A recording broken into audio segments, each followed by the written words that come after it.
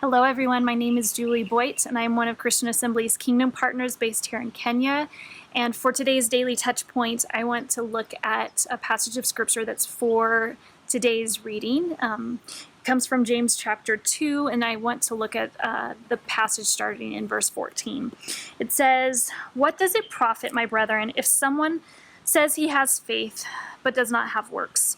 Can faith save him? If a brother or sister is naked and destitute of daily food, and one of you says to him, 'Depart in peace, be warmed and filled,' but you do not give them the things which are needed for the body, what does it profit?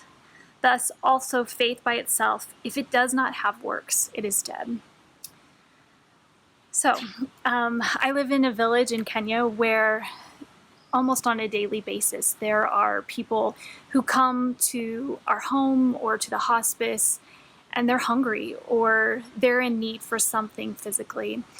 And there are times where I'm tired. There's times where I don't know how to respond. I'm overwhelmed by the need.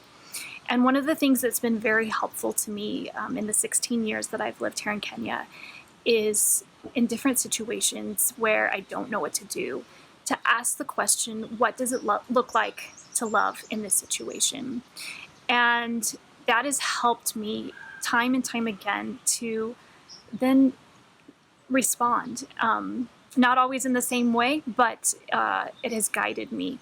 And I want to encourage you also, you may not live in a village, but there's need around you. And I pray that God will help you also to be guided by His love to respond, whether it's in your family, your neighborhood, in different situations. What does it look like to love in this situation?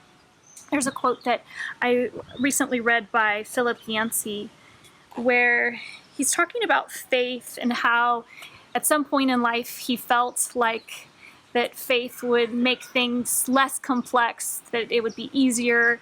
But he says in this quote, he says that we need a faith that somehow allows the possibility of joy in the midst of suffering, as well as lament in the midst of praise. He says, "I used to believe that Christianity solved problems and made life easier. Increasingly, I believe my faith complicates life in ways it should be complicated. As a Christian, I cannot not care about the environment, about homelessness, about poverty, about racism and religious persecution, about injustice and violence. God does not give me that option." So friends, as you go through this day and this week, may we listen to God's Spirit. May we be guided by love. And in the complexity of these times, may God continue to guide us in how to care and how to love.